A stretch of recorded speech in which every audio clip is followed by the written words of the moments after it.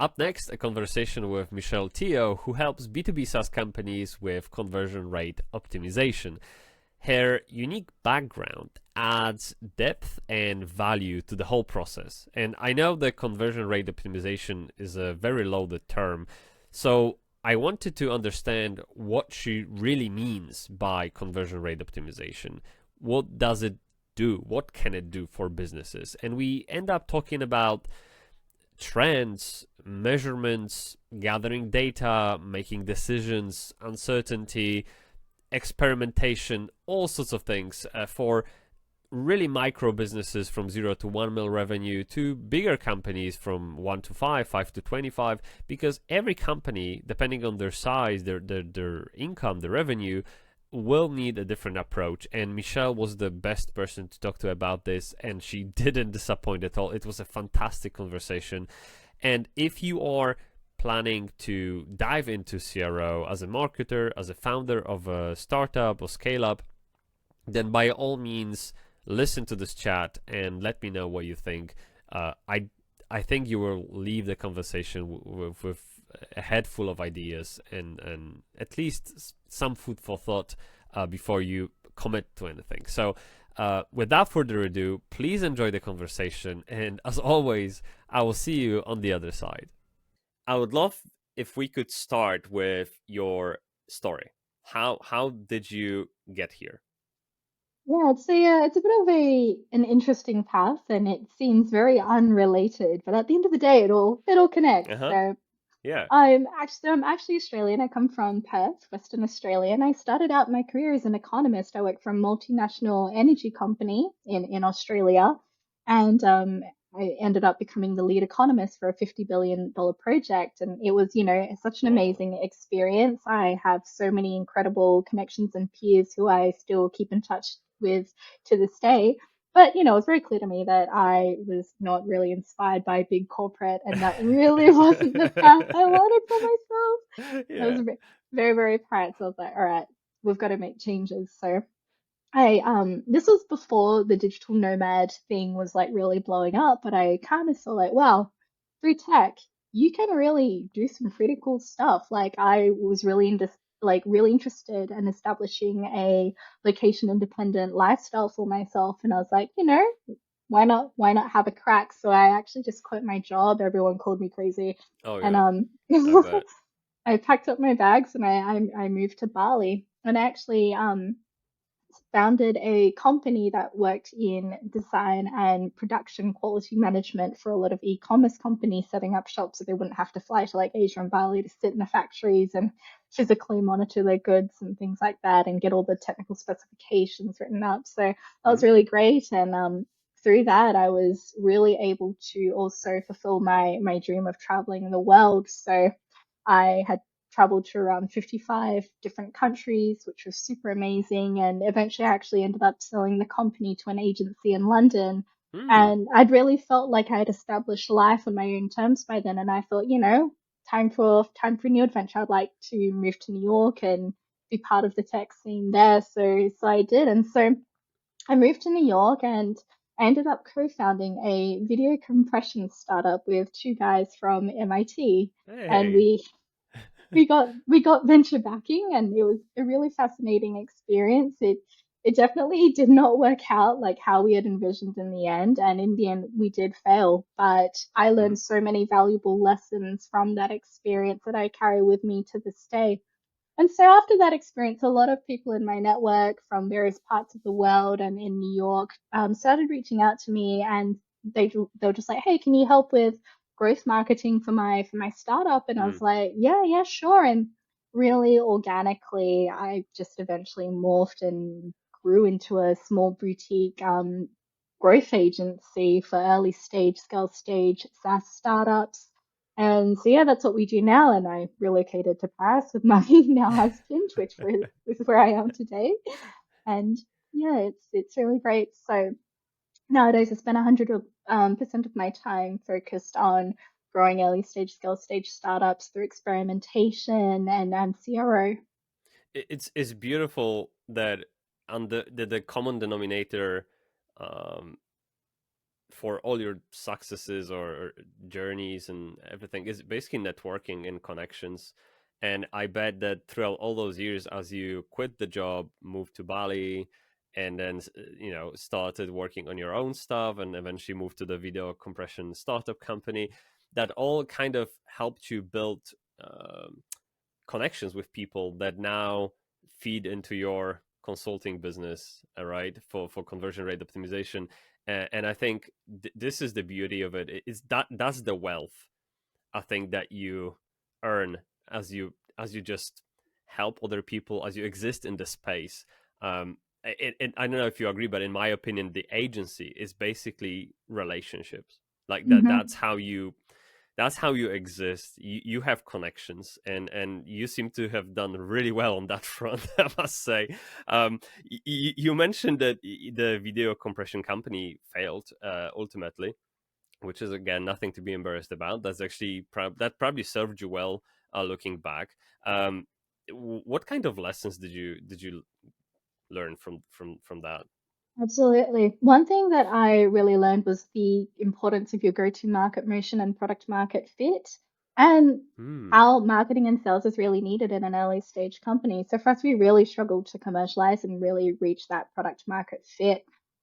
We looked at multiple go-to-market motions, but we couldn't really find the right path forward. But at some stages, marketing would be needed. At some stages, sales would be needed. For long stretches of time when they were working on product, none of these skill sets would be needed that much at all. And I think that's the nature of early stage companies. And it made me realize the importance of being able to be flexible. And I think that's a lot of the value that fractionals and agencies bring to the table Hmm. nowadays with early stage and scale stage companies, is that you are able to provide that flexibility. Are you familiar with the person called Mr. Beast? I am quite a little bit. I don't follow him on YouTube, but I have seen him around. Yeah, no, probably many people have. There's one memo that was published on LinkedIn, and in that memo, he says that consultants are literally hacks for life, or code cheat codes, because they walk the path before you, and all you have to do is just ask, rather than invest all the money to go through that path yourself. So it just reminded me when you were explaining all of it. And Absolutely. yeah, just a little tangent, but that's great. So okay, so you have the product market fit lesson. Okay, you've been through all of that in your life. How did that impact your approach to CRO? What, Yeah, that's an especially in interesting those like question. high stakes context, I imagine. Just Hmm. just take us through it. Yeah, I think that's an interesting question. For me, CRO, the way that I see CRO, conversion rate optimization, is really pushing a user from one step to another in the process. So Hmm. getting them from point A to point B to point C, and really knowing exactly what steps you are pushing them towards. I think that with all my different experiences, I think that it's important to see CRO in context. At the end of the day, a business is about effectively creating value and Yeah. making revenue impact. And Yeah. so CRO needs to tie into that, into what stage that the business is in. And CRO is going to look very, very different for an early stage company compared to a giant multinational. And so I think being able to take a step back and see the bigger picture. And I say this because when we start to work with companies, a lot of teams have preconceived ideas of what they see CRO as being and things that they want to test, whether that's like different colors on the CTA buttons or different headlines and things like that. And I think that one really key thing for us is to just take a step back Mm-hmm. and to actually look through all your data from the top of the funnel to the bottom of the funnel, line by line, and just to understand what is actually going to make revenue impact here and what is just nice to have. And one thing to notice that, in the early stage startups community, people are under the pump. They are super busy. They are super busy expanding the company. They don't have Yeah. time to sit and gather all the data from all the Mm. different analytics platforms, from your user recordings, your product analytics, etc., etc. So very often we find that people haven't teams haven't had the time or space to actually take that step back and take that 4 week period to really look through their data and the full set of conversion rates and how they're performing relative to each other. And without that key piece, it's very difficult to order and say, hey, what's going to make the biggest revenue impact first, and examine that in line with your unit economics and say, well, actually, what do we need our conversion rates to be to get the unit economics that we're really looking to achieve? So I think seeing it from the lens with a bird's eye view with the idea of revenue impact is one of the key things that I really focus on. Uh, I will circle back to data in a second, because that's a huge topic for me as well. I absolutely love data, getting data, and making sense out of data, and that's a huge thing for me. But you said conversion rate optimization is just essentially moving people from A to B, from B to C, etc., until they convert. It's in the name. And then you, in the following sentence, you mentioned funnels. So I assume these two work together in parallel somehow, or one is like a context or maybe segregation tool, and the other one is tool that pushes people between categories within the funnel. Like how those two, what's the difference? How these two work together? Can you speak to that a bit? Mm. Does that make sense? The question. Yeah, I think funnels is a very interesting concept nowadays because you have people doing all sorts of actions on Yeah. your site depending on how they learned about your company. And so we see people who hear about a company or a brand through word of mouth. They tend to like, or a very trusted source of recommendation. They come in, they sign up straight away. That trust was built even before they hit the Mm, website. So that mm. conversion rate optimization, it's not really that relevant, is it? If Yeah. they're Yeah. just True. coming, they're a one-click converter, and that's Mm. what we love, and that's what we love to try to build top funnel. These channels that really push these high value recommendations word of mouth. But if you're doing Google Ads, someone's never really heard of your brand and they're evaluating your company at the same time with 5 other SaaS solutions with very similar software features. They'll probably be going through your website and comparing prices, Sure. comparing features and things like that. And you'll tend to see typical journeys that people have depending on what they're looking on and who your ICP is. And from there, you can get an idea of the patterns that people who typically convert exhibit and patterns that people who don't exhibit. And you want to try and bridge the two. You want to try and push people to take the steps that are associated typically with people who do convert. Do I understand it correctly then that conversion rate optimization can work on many levels of zoom? Like, so you can really zoom in and really obsess about the color of a button, but you can also zoom out and look at the page layout or even the buyer, so user journey through the website. Is that so? Is that how should we think about conversion rate Yeah, optimization? that's a really interesting question. I actually don't know if there are like gods of the CRO definition. Uh-huh. For me, because I tend to look at everything from a revenue perspective and just really pushing as many people as we can to our desired action of purchase. I see it in a very holistic way. So when I see conversion rate optimization, I literally just see it through the lens of a definition of just moving one person from A to B. So, for example, and whether or not this definition aligns with what the gods of Oh CRO yeah, sure. want to say, not sure, but this is just the way I see it. So, for example, depending on your go-to-market motion, CRO can look very different. So, for example, let's say you are a sales-led or a sales-assisted go-to-market motion. So you're not really product-led. Mhm. You've got a sales team, and um, one way that I see CRO is pushing people to consume the right content that's going to enable them to make the right decisions. So looking at buyer enablement content and also rate optimization in terms of like helping people move through the right stages of the funnel. So just knowing about the product to understanding what it can really do for them to comparing it with other solutions and in the sales process as well, moving them from inquiring to doing a demo to closing the deal and having the right revenue enablement content in play is there as well. And there are conversion rates there as well. Like you want to move someone from a demo to a close, and the steps that happen in between in terms of the pipeline, I also see that as an optimization game that needs to be really, really carefully managed. And so in that way, I think that, for these types of go-to-market motions, a lot of the CRO is really like done by like a strong revenue enablement team, whereas for a product-led growth motion, a lot of CRO is done on the marketing and website front. And so, optimizing conversion rates on landing pages and movements from free trial to paid and so on. Okay. Two things that came to my mind. Have you ever come across the term macro conversions and micro conversions? Is that something you use at all in your line of work, or you just don't worry about it because it's all the same? I try not to put too many definitions in my line of work purely because we work with so many different companies where I think it's important to use language that everyone really understands. So I just try to tie language to the key KPIs that people are trying to drive. So, for example, signups, demos, leads, specs, Yeah, absolutely. etc. Yeah. Okay, that makes sense. I'm glad you specified the way you see CRO, because it's exactly what makes you unique. That's so good. We've got this.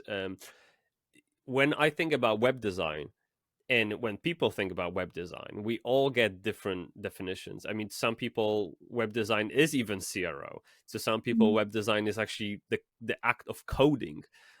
To other people, it's building design systems. This is all umbrella term web design, and I'm pretty sure it's quite similar in your world.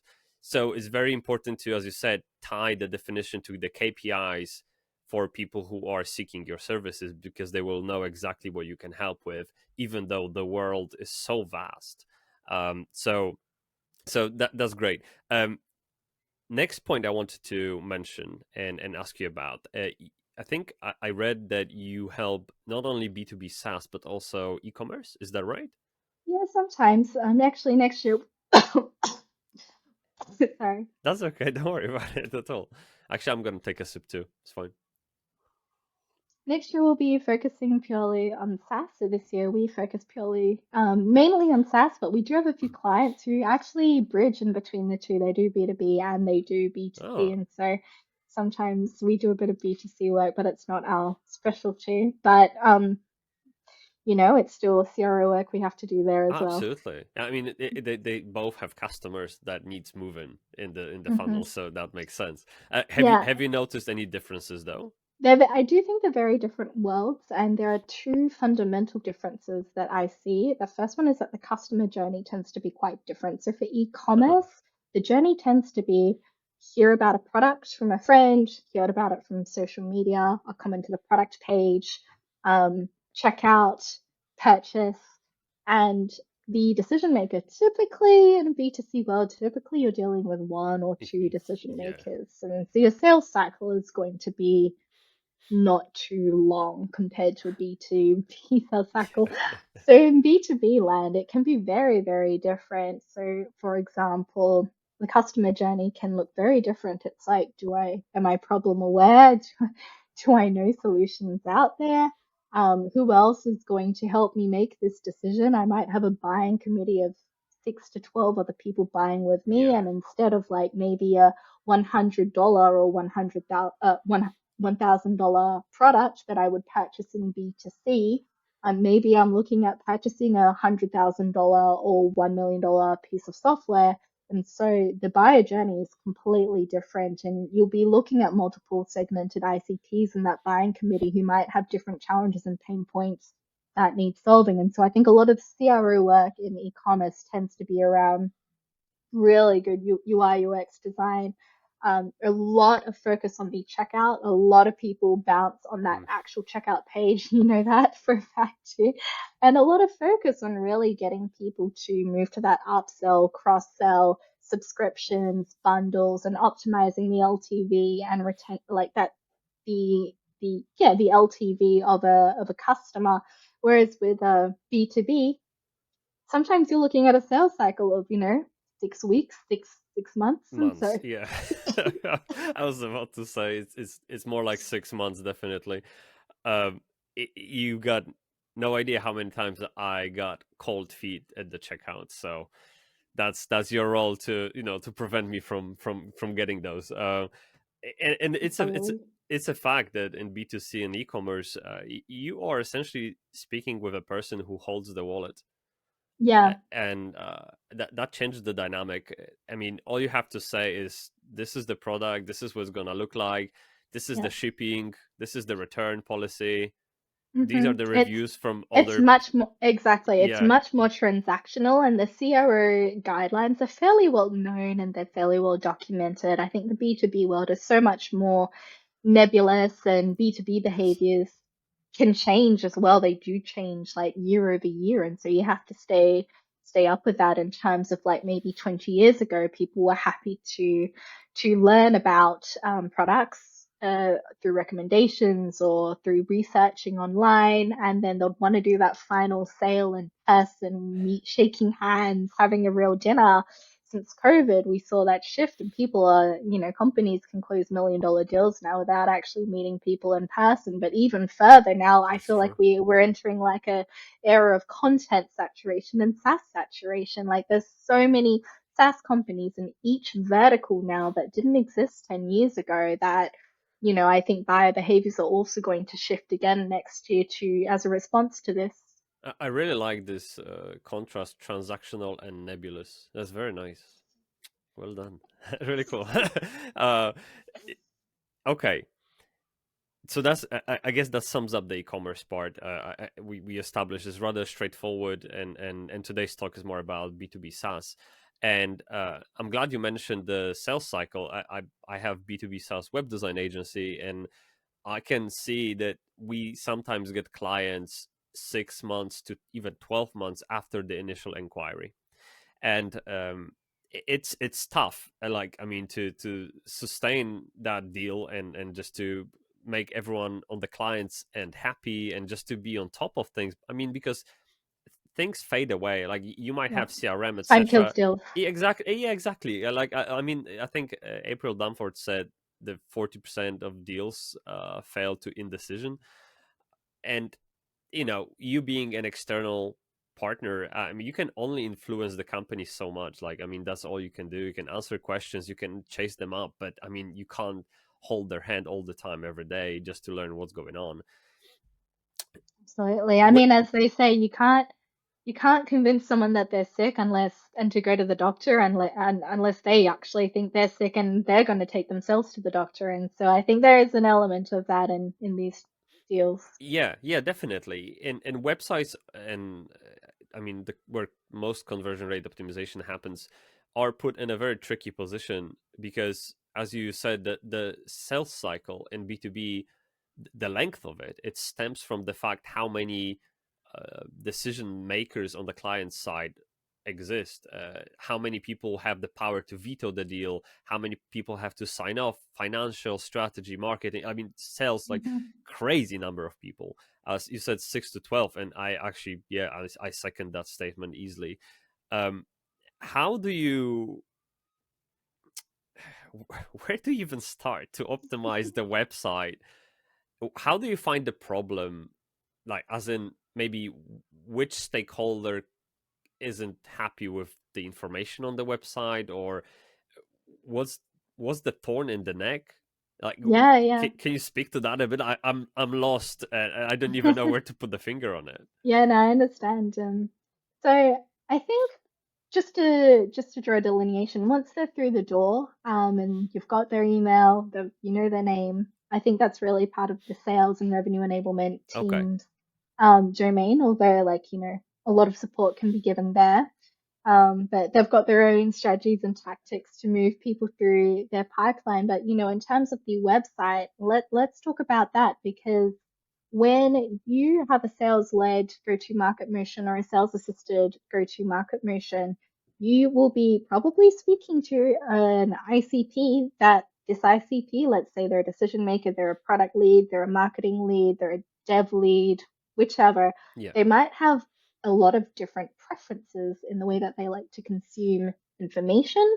Or, if your ICP could either be a marketing or a product person, they might have slight nuances in the problem that they're looking to solve. And so it's a great question, like, how do we build websites and really clear messaging that is going to be able to resonate at the same time with these nuances and slight segmentations in the ICP that we have. And so I have two ways I like to tackle this. One's Okay. a sexy way, and a sexy tech enabled way, and one's a more classic, fundamental, not as sexy way. But Okay. um, I think there are actually some really powerful tools which have been developed to solve these issues. Actually, and some of my favorite tools are Mutiny and User Led. So Mutiny is quite interesting. You can connect Mutiny, integrate Mutiny with Clearbit and get all the enrichment data, and it can actually read who is coming onto your site. So the geography, the vertical, how big the company is, anything that's in the Clearbit data, they can get. The like what sometimes they can even read your actual role title. And so when you have all that information, Mutiny can then you can work with the software to very easily tailor your website to what you want them to see. So for example, let's say you're selling to slightly smaller companies, like mom and pop companies, and larger companies, and you want the larger companies to take a demo and you want the smaller companies to do a free trial. You don't want the smaller companies to do a demo because you haven't got that big of a sales team, and so you can't be utilizing their limited time like that. And so with a tool like Mutiny, you can detect how big are these companies that are coming in, and you can say, look, for companies smaller than X boundary, we only show an option to do a free trial. We remove an option to do a demo, and Ah, vice versa. And there's all sorts of things you can tailor to really help wow. conversion rate optimization there as well. From your headline, like you can call out the specific user and their pain points. You can tailor your logos. So don't show enterprise logos to small businesses. Small show the logos that they're familiar with, and vice versa, showing vertical specific logos to the verticals you're targeting, showing the right testimonials and so on, showing the right case studies. So a lot can really be done with a really powerful solution. This is not the Ah, cheapest software on the block, so that sounds it's like, not yeah. it's possibly not something that, a company with $1 million revenue would go out of the gates and get a license for. But, I think when you are dealing with multiple ICPs and multiple go-to-market motions, it's a really, really great solution. But otherwise, you've got your classic solution, which is just having Okay, okay, let's try it for the cheap one. Yeah, okay, go for it. Yeah. the classic solution of having a very strong idea of the different segmented ICPs that you're targeting, what they need to see, and having very clearly segmented navigation and information on your page. So, for example, like you can drop down menu and segment by vertical, by use case, Hmm. have different case studies for your different ICPs, and really make sure your website can cater for all of these use cases, and so people can self-identify and easily navigate and find the information that they need. Okay.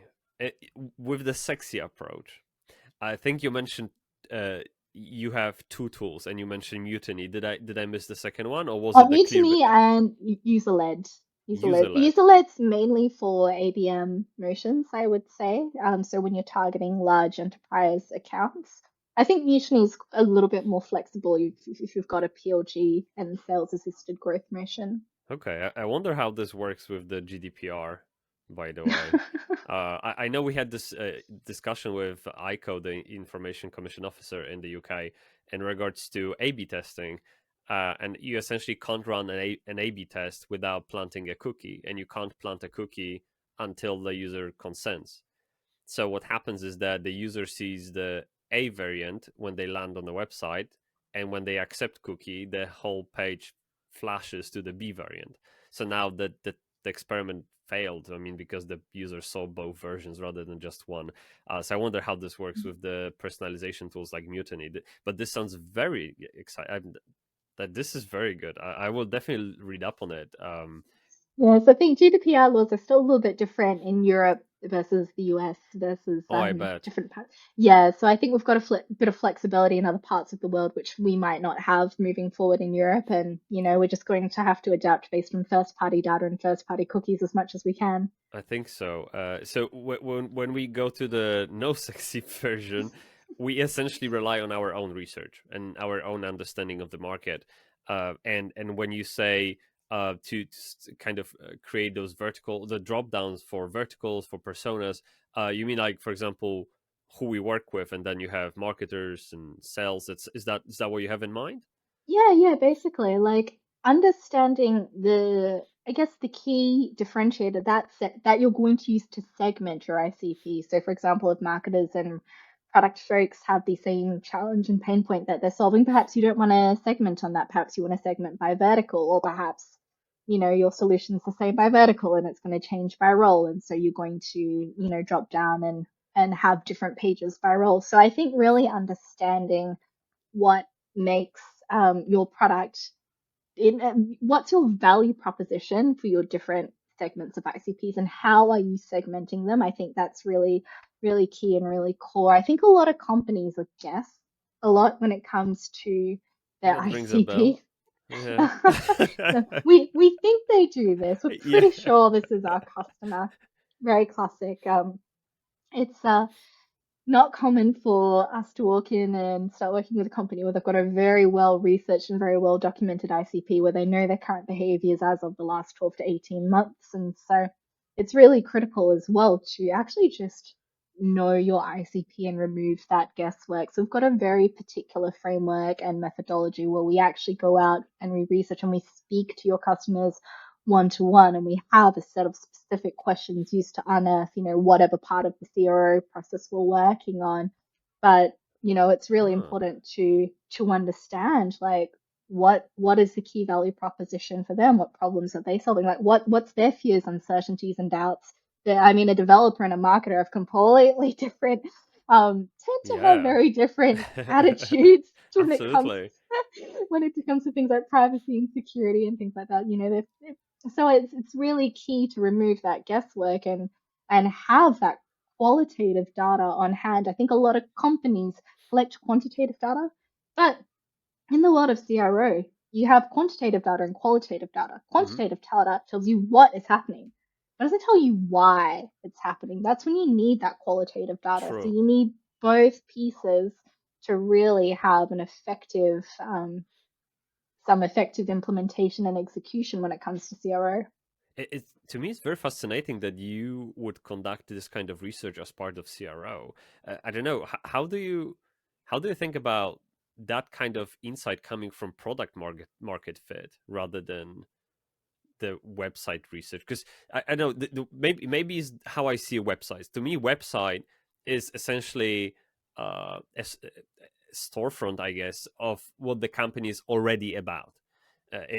Everything website is, it trickles down from the top, from product market fit, from all the business strategy, etc. I would imagine the recognition of ICPs and the value proposition that speaks to them, that comes from early in the process rather than website optimization. Um, do you ever think of that data as a prerequisite for good CRO, or do you specifically search for companies that haven't done that yet, and you therefore take it on yourself to conduct that kind of research before you do any CRO?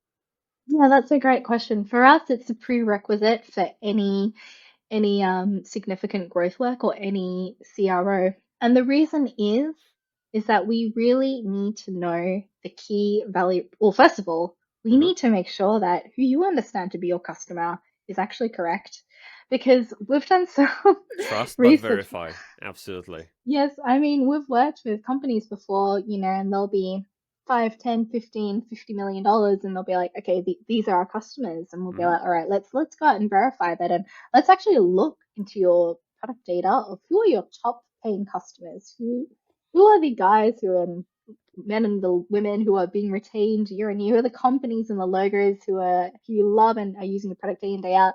And sometimes what we find is the assumptions that a company can make can be very, very different to what your revenue data is actually telling you. So, for example, we worked with a company and they said, our product is really aimed for folks in North America who have a low credit score, Hmm. whose business has a low credit score. And we looked at their revenue data and we actually saw like actually a lot of your top super users they've got a very high credit score. So your assumptions may not necessarily align. And so why is this important? It's important to know because now that we know that, that's going to change our assumption on what we know to be the value. Because if you assume, oh, it's for businesses with a low credit score, Hmm. you're going to think, well, the value is because, they have problems with accessibility. When, that's not really the case. If they can access lots of different options, then what is the true value proposition, the true benefits that we're bringing to the table for this other segment of users? And it's really important to understand that. And now, once we understand that messaging, we can go out to market and build some really effective growth marketing with some really effective messaging in these channels and have a really effective website where above the fold we're really calling out who is this for and what can it do for you. And also, we also, one key thing in conversion rate optimization is identifying fears, uncertainties, and doubts. You know, that moment where you're about to buy something and you're like, oh, wait, let me Yep, think, like, yep. I is it know. really, is it really worth it? Like, Yeah. what is actually going through someone's mind? And you can't get this of quantitative data. It's impossible.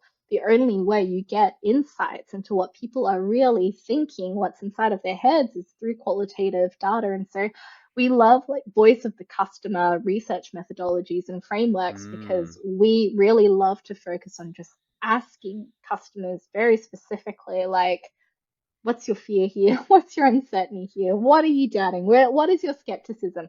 Tell me everything. And just hearing it straight from the horse's mouth is really, really powerful because you can then play that back on your website and people are like, oh, yeah, I was exactly thinking that. And then you can then provide that reassurance that you need to provide in Hmm. order to move them from point A to point B.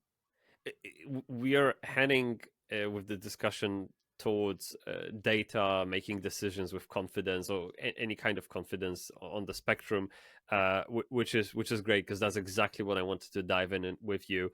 Um, how do you think of assumptions in conversion rate optimization? Do you consider them dangerous, necessary? When is it enough to make Mm-hmm. a decision? Have you got any high level ideas about those?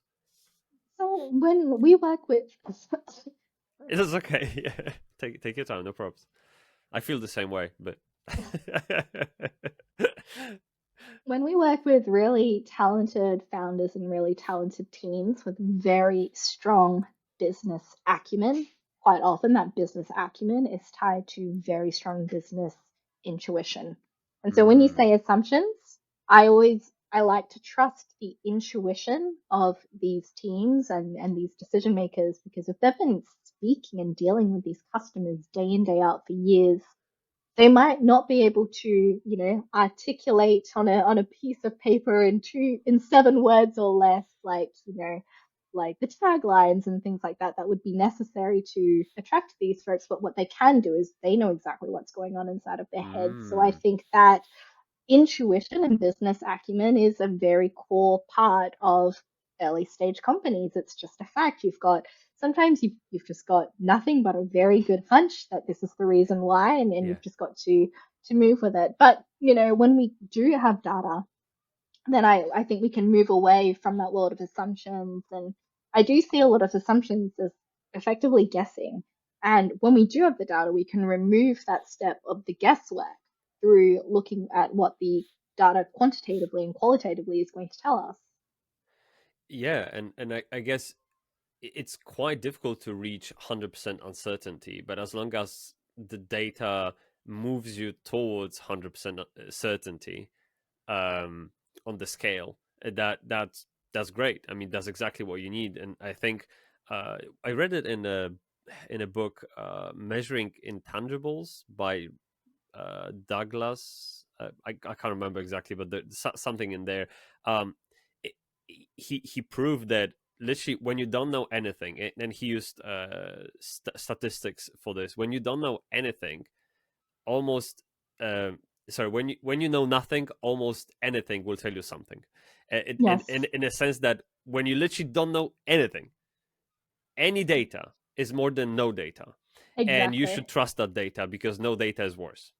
And so as you move on that chart, towards the certainty, 100% of certainty, getting more and more data becomes more and more expensive. So at some point, you have to have the decision point at which it makes sense to make decision one way or another, because otherwise you going into a loss with the research method, with the risk assessment, all of that. So I assume that, and again, assumption, this comes as part of your job as well, right? When you do any kind of research, you have to at some point say, okay, look, I think we know enough.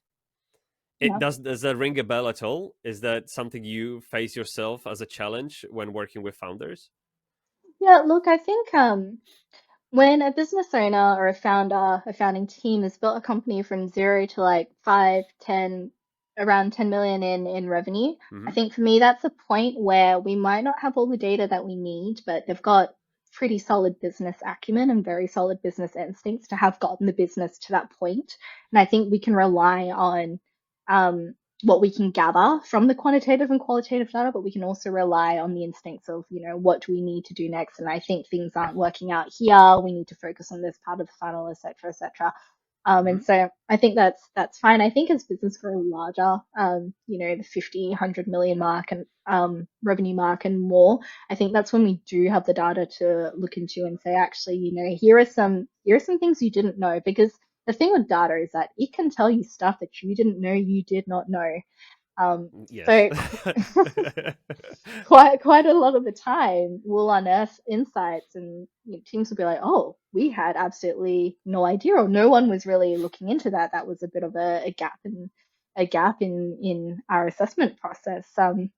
Whether that's be people falling through the cracks at a certain stage of the funnel, like for example, like having really low drop off rates on some key pages. Maybe Mm. it's a demo page, maybe it's a certain onboarding stage that when you've still got a small team, as I mentioned, it's sometimes hard to gather all the data for each and every step and see relatively to each other where are people dropping off. And sometimes teams aren't aware that they've got a 90% drop off, on a very particular step, which shouldn't be a No. 90% drop off. It should be a 10% drop off. And Sure. so it really helps illuminate what's happening. I think as companies grow bigger and bigger and there's more people working on more things, it's difficult for people to have a bird's eye view of how everything is performing over the funnel. So I think this is where data Hmm. really comes in to tie in that cohesive picture. Yeah. Whereas I think in small companies, you see like the 1 to 10 million range, like generally the business owner knows what's going on at most stages of the business Okay. at So that so point. the more the bigger company is, the the role of data shifts, and it becomes this kind of anchoring or grounding tool for business decisions, right? I mean, it essentially leads the way you make decisions in the company, because you can't know everything about the company of that size. That makes sense. What do you say to people? I mean, you said small company, 1 to 10 mil. What do you say to people who have companies 0 to 1 mil? Literally, those moms and pops that want to optimize their website for any kind of conversion, having a low traffic, probably low enough, probably not high enough to Mm-hmm. reach any significant results. Like, what could you say to them? How to put a finger on something that will make the most impact with least effort? That's a really great question, and we do get this question quite a lot actually, and we have worked with some companies who have gone from 0 to 1 mil and Okay, much okay. more actually. So, I have a two-step process for this. So the first step I take is to just once again go through and do a full conversion rate analysis, Hmm. top to bottom. So this is a step that we also do alongside our ICP analysis and that. Like bird's eye view of how your conversion rates are performing. We take a step back and we say, like, look, what are the campaigns that you're running? Like, are you doing ads? Are you doing partnerships, et cetera, et cetera? What are these conversion rates from these channels and then coming into your site? What is the conversion rate, from one page to another, from one point to another, and just really calculating Hmm. step by step. And then as you take a step back, you'll normally, for companies under $1 million, there's normally one or two big areas where everyone is dropping off. Okay, what are those? Okay, very, very classically, I'd say probably. it depends on the strength of the founders and the founding team. So, companies founded by developers tend to have very different strengths to companies founded by like product and marketing people. So what we tend to find um, is that companies founded by marketing and salespeople, they have very strong like marketing campaigns. They are very strong website performance, but there tends to be quite a bit of a drop off between that free trial or what demo Mm-hmm. to paid conversion rate. And at the end of the day, you need to look at your unit economics as well, and understand what is your break even? What is the minimum that you need to actually make money out of this thing? What do you need that conversion rate to be? And so you can easily go through and do this analysis and benchmark and say, okay, these are the things that we need to work on to move the needle. And with developers, they'll have very strong product usage, but sometimes the messaging on the site will be a little bit confusing. Okay, okay, I hear you. I have a software engineering background, and I can relate to that. Yeah, my biggest struggle has been always the messaging, because I am very nerdy. I have weird sense of humor, and it just doesn't land with people on the website. So that's been a challenge. Although I soften up a bit. So I think if you go to Nerdcow website, it's not that bad. I'll say it Yeah, works, really, but I love the NerdCal website. I think it's absolutely excellent. really, okay, thank you. Okay, I've learned my lessons then. Yeah, No, I think you're all good. I think you're all good as a business owner. I think you learn so many skills. But yeah, no, I think so that's the first step, identifying what is actually going to move the mark for revenue. yeah. Because sometimes you hear all this advice like test the color of your CTA button, test your different CTA, and it's like, Not guys, now, come on. not now, man. Yeah, you've got bigger Exactly. problems to worry about, basically. Absolutely, absolutely. Like if your conversion rate from free trial to paid is like 3% and you need it to be 20% to have positive unit economics, you know where to start. So I think that exercise of really knowing what's going to make revenue impact is really key. And then just going through and using qualitative data, because quantitative data is quite hard to get at this point. Qualitative data, so just speaking to your customers and just understanding like what would it take for you to convert, or like um what's the one thing that's stopping you from moving forward at this Oh, point I love right this now. question. Yeah, And just really gathering the why, and then just going through and making all these changes at once, because when you're under $1 million in revenue, you don't have a lot of resources, so chances are a lot of the things that you're executing are fit for purpose, but they aren't quite up to the best practices you could have. And best practices, in tech and UI UX design and CRO, that they're fairly well known. These principles are fairly mm, well known now. SaaS has been around for a while now, so there's quite a fair few Bibles written out there of what you need to be doing in terms of best practices. So I don't think you even need to be A/B testing on VWO or anything like that no, right now, because probably you not. can you can very clearly see where your site or where your funnel is sitting and compared to best practices, and you can really just figure out how you're going to bring that up to scratch. The key issue normally is limited resources. So Hmm. we only have so much time, so many people, only these skill sets. Like, how do we select what we can effectively do to move the needle? And I think that's really the key challenge for business moving from 0 to 1. Okay, so just to sum up, the first step is really to zoom out and see, as you said, what moves the needle, and you do that by going out and asking the customers what stops them from buying.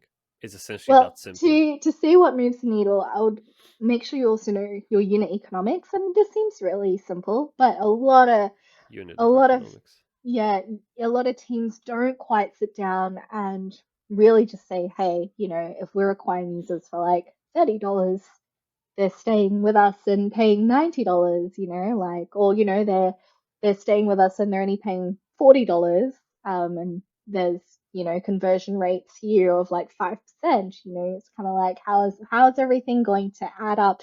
Because very typically one of the key contributors to revenue impact in terms of how your cost of acquisition is your conversion rate. Like, if you've if you've got a landing page, which, okay, let's say it costs $100 for you to get someone onto your landing page, Okay. and you've got a conversion rate of 2% versus 15%, your final cost of acquisition to get them into a free trial and then to convert is radically different depending on that conversion rate. So I think you really need to understand how your conversion rates are sitting against your unit economics, and what you need these conversion rates to really be. Okay. Okay. I'm doing math in my head. It's fine. Okay, that works. When I asked you the question, I think you did. Did you mention you have two things? Oh yeah, and then from Yeah. there, you've identified the problem. Really, you're Hmm. just like, okay, this is the issue. How do we go out and solve that issue? Don't guess. Do qualitative research. Speak to your customers. That's step number two. And then I guess step number three is to do the damn thing. Yeah. Yeah. And that's when you need developers and designers, basically. Yeah. Okay. That's very okay. That's good. That's good. I like it. It's very refreshing to hear how, I guess, simple it is, but at the same time powerful. And I mean that I think that's what we are all looking for in help from people like you. Just come into the room and make it simple, make it understandable, and just get cracking with it. Because from the founder's perspective, I mean, I'm speaking from my experience. When I look at problem of a conversion rate, it's so overwhelming because there's many things moving in the landscape. You can't even know what to choose for as the first order of business to fix. It's just, is it the copy, is it the colors, is it the size, is it the Right. traffic intent, like mind blown, honestly. So I think the your advice is to simply stop, take a step back, and look again from top to bottom of your funnel. Does it make sense, like holistic sense? Do you talk to the people you need to talk, and probably focus like 1 2 ICPs rather than 10, because you're early Yes. stage, you don't want to over, Preferably once. preferably one, exactly, yes. Think about the campaigns, partnerships, page to page conversion, all of that, but through the lens of that high level strategy. And I think again, this is very refreshing to hear. um, I know you're a huge uh, fan of partnerships. Yes, I Can love you, partnerships. yeah, I mentioned partnerships just a while ago. Could you speak to that? Why is that, like, why, what happens Yeah, there? no, this is a really, really great question. So actually someone on our team, Lauren, she's super talented. She actually worked at Shopify and helped scale the partnerships motion Oh, in the USA and UK. And so obviously she's our partnerships expert. But from my perspective, we love partnerships because um fantastic conversion rates when you get recommendations from a very trusted source. In terms of growth marketing and conversion, when we look at conversion rates segmented channel by channel, and I'm just going to use a fintech client that we have, for example, okay. the PLG, free trial, and then move to paid, monthly subscription, classic. So when we look at their conversion rates, based per channel, like when people are coming in word of mouth, partnership recommendation, these folks are converting at like 50, 60%. They like Whoa. come in from free trial to paid, and they come onto the website. They're not even reading the website. They just come in, Just they just click it, yeah. click free trial, convert 50, 60%. Nice And and easy. obviously this is my favorite segment.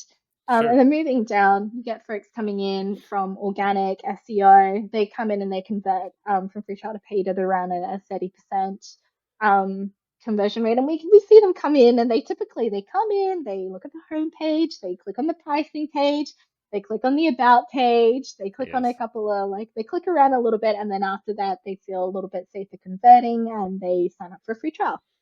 And then at the bottom end, we have performance marketing and our Google Ads campaigns. And I think when someone hasn't heard about your brand beforehand and you're competing bottom funnel, you're competing with someone learning about your brand at the same time of learning about 20 other brands at the same Hmm. time. And they've probably got 5 other SaaS websites, and they just like comparing prices, Yeah. etc., etc. And this is where we do see the lower conversion rates. So for example. And like, sometimes it's different on desktop and mobile as well. And so this is where we see struggle with the lowest conversion rates from free trial to paid. And this is where we see like, they're not as engaged on the website as maybe some other channels are. And so I love partnerships because I think that cost of acquisition for a lot of companies is really going up. I don't think relying heavily on performance marketing is sustainable for a lot of companies, and you don't want to be beholden to only having these sorts of channels. I think diversification is key, and I think partnerships is such a fantastic route for growth for not all companies, but quite a fair few SaaS companies out there, where you can really see when you have a very strong partnerships motion, you see win rates soar through the roof. You see sales cycles get a Wow. heck of a lot shorter, and you see conversion rates just really lift, as if, similar to if a trusted source recommends a product by word of mouth, and you're just like, yeah, I trust them, so let me, Eh, like, they're a successful startup doing a similar thing to me. I want to be just like them. I'm just going to use the same process they're Basically, yeah. using. Yeah. Okay, so partnerships are, well, relationships, okay? I mean, that's what they are. And as with any relationship, it takes time to build it and to find it, to nurture it. Partnerships is a It's long game. it is a It's long game. it's an So absolutely long game. presumably it's expensive in terms of time. Yeah, And therefore not everyone can afford it. absolutely. Yeah, Right? what we see is that early stage, especially VC-backed companies who are on a very Yeah, take it. That's fine. Take a sip. That's fine. on a very, very tight runway, um, partnerships motion just isn't going to be suitable for them. Especially also, your leadership team needs to have a mindset where they're going to be interested in growth in this way. Like they're not going to, it's like SEO in the sense as well, where you can't expect results from SEO in month one, month two, or Yeah, month three. It's a long game. it is. And so I think that, partnerships work really well for executive teams and companies and founders that have a long-term vision and they want to build a company that's going to be highly profitable, sustainable, and they're not going to sort of like, look at the results month by month and be when they're building out a new motion and being like, what's happening. It takes patience to build something great, but when you can cast that long-term vision, I think it is very powerful for companies to be very profitable in the future when you're able to build these really strong foundations. Because at the end of the day, acquisition via partnerships, I mean, when you compare these costs of acquisition and Hmm. conversion rates compared to, like, say, performance marketing or, like meta ads, like it's like chalk and cheese. The costs involved are very different. And I think SEO is a great example as well of like something that can be a long-term funnel where the actual cost of acquisition can be very, very low and very sustainable. It is a great example. Absolutely. SEO, it is a long term game. And while you are playing that long term game, you need some kind of short term game to sustain you in the meantime. So presumably, for people who are interested in exploring the partnership avenue for conversions, which clearly, as you said, it pays off eventually, big time, like really big time. Something that they should do in the meantime to sustain the business, it's to essentially, again, do that zero analysis, and explore opportunities that exist right now, and at the back of it, just try to get those partnerships going. Is that how you recommend people go for it? Yeah, I think it's very unique depending on the stage of the business and what state they're in and how they're looking to acquire.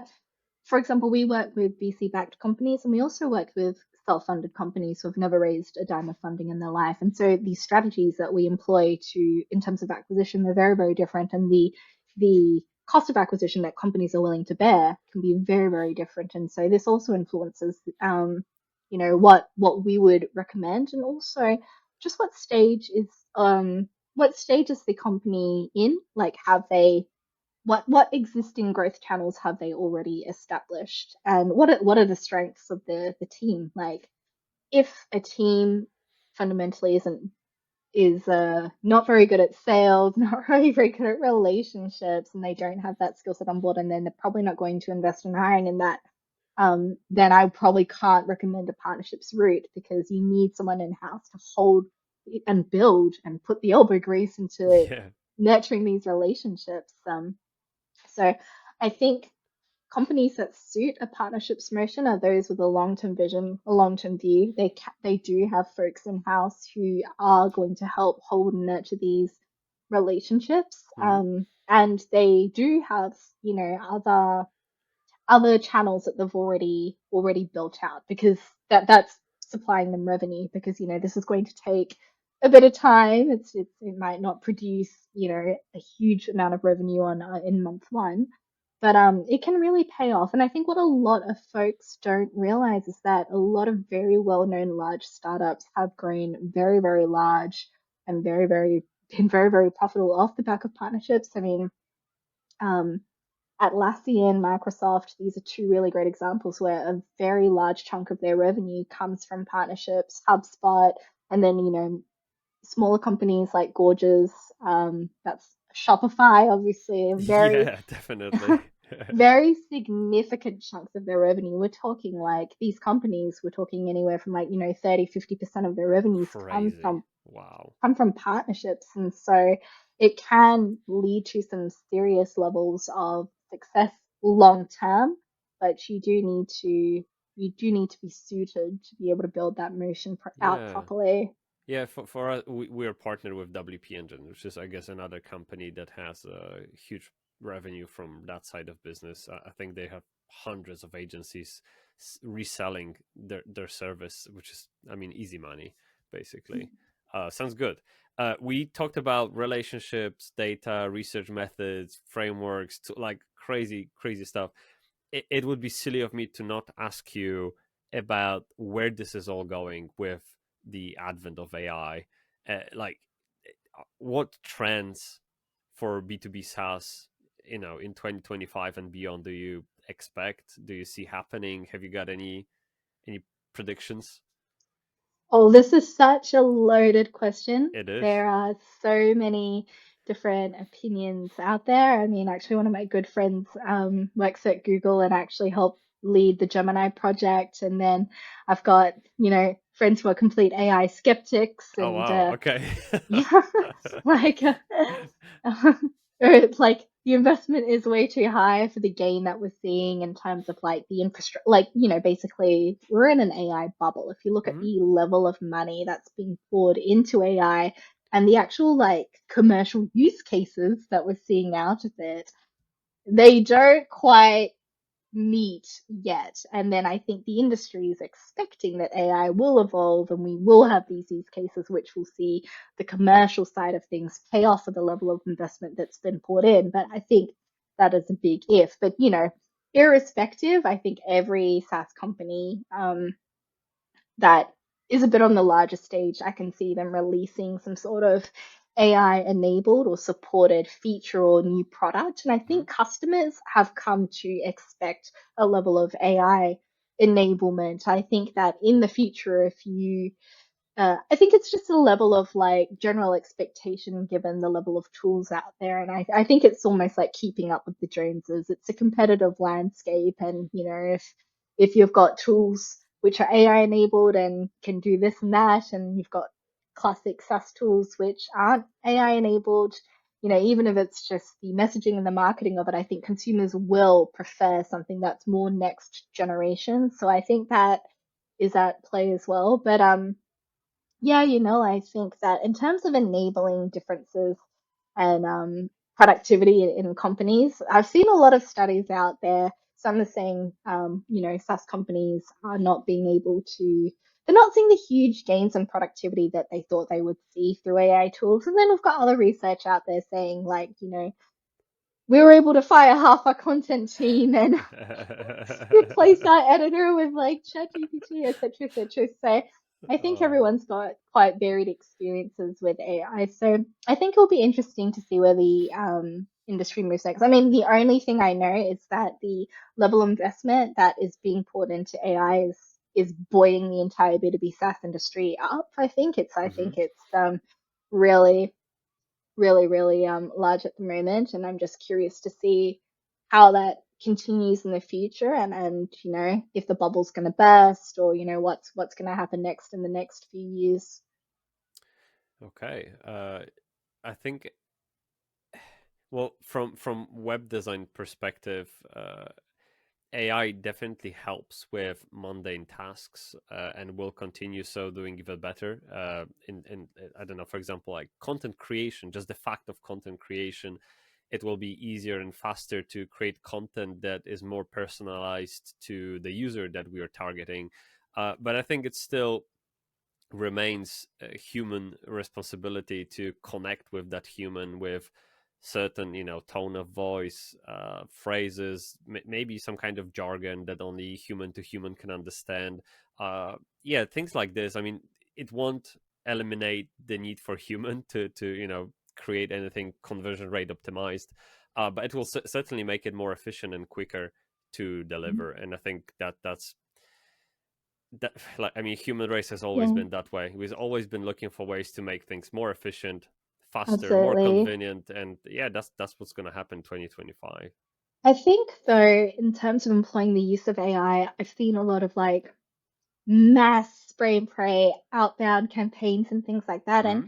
I think in terms of employing AI effectively as marketers, as designers, what we really need to look at is how we're bridging the seller or the company closer to the user with AI instead of moving us further away from each other. Mm. And I think it's really key to understand how we're using AI in that process. I mean, I think, like 8 years ago, chatbots were like the biggest thing. Like Oh yeah, chatbots were like so cool. Everyone was like obsessed with chatbots. sure. Chatbots were like gonna revolutionize and change the world. And I think we've seen very, I think every company has like an automated support system, like knowledge base, Hmm. and FAQ section that people can go to that saves a lot of time. But at the end of the day, like customers and clients rave about really great customer support that's Yes. quick, that's rapid, that's human, because we're still using chatbots to bring us closer together. We're still leveraging technology to bring us closer together. And so when I see AI being employed, I think it's being misused when we're bringing ourselves further apart versus when we're leveraging AI to understand more about each other and to communicate better with each other. I think understanding each other is also a huge part of the research, right? And I when I was researching the market for my own business, I used AI like crazy just to make sense of the huge volumes of data that I was going through. Research, sorry, research papers, any review sites, like anything. I mean, there's Yeah. so many so much text to go through. It would just be silly of me to read all of it and make sense out of it. If I could just copy and paste to ChatGPT, ask to highlight the most important parts, and then work on that basis. I mean, I would essentially uh, take it away from there. But up until this point, I would use AI to help me condense it into something that I can mold further. Do you use AI in your research part as well? Oh, I love AI. I love Anthropic. I love ChatGPT.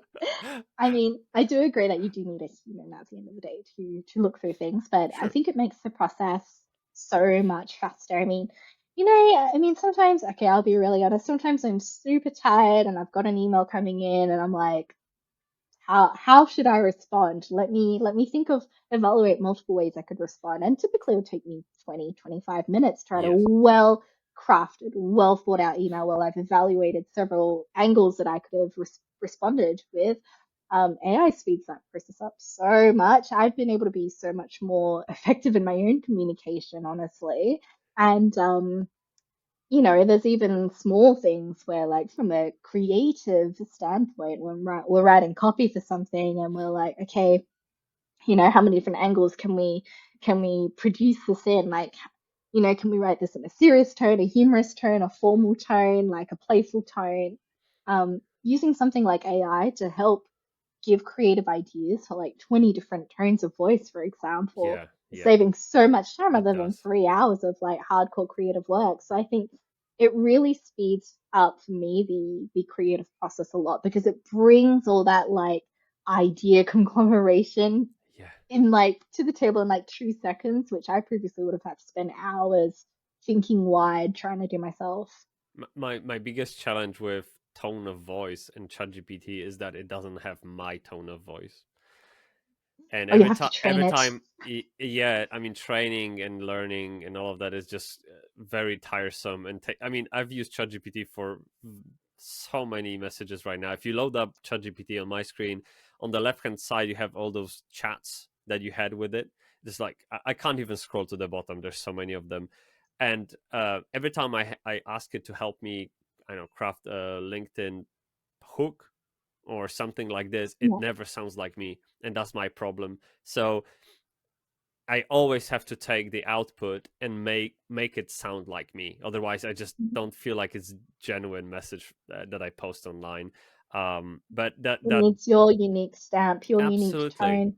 Yeah, because it's at the end of the day, it's only regenerative of what already exists. So I yeah, think at the end of the day, a human does need to like put their stamp of uniqueness on it. Otherwise, people can tell that sort of like bland AI tone. That people can spot AI copy from a yeah. mile The away. ambiguity of it is very glaring. I think you know, wrong hyphens or maybe weird commas or um.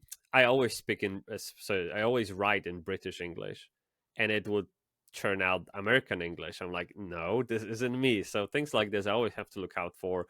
But at the end of the day, it does like 50% job for me, and I do the other 50%, and I'm happy. It's okay. Yeah, So that's with great. that said, I mean, I think we can wrap it up here. I mean, we've been talking for about an hour, and it's been such a great conversation. And it's a topic that has so much depth. You could probably talk about it for the next 2 3 hours because all the conversion rate optimization is such an umbrella term. But is there anything that I could possibly ask? Or you would like to pitch in, tell us before we disconnect? Yeah, great question. I think we're actually working on constructing a partnerships paper at the moment, where we're actually interviewing folks about their experiences with partnerships. And so, yeah, if anyone's interested in evaluating whether a partnerships motion would be good for them, or if Oh, they've got great! one going and they would, they're curious to see what can be done to improve it, we're actually interviewing a whole bunch of folks and leaders across Europe and North America at the moment. Wow. Yeah, would love to chat, and so yeah, feel free to get in contact and chat and. Yeah. How people can get in touch with you in that for that?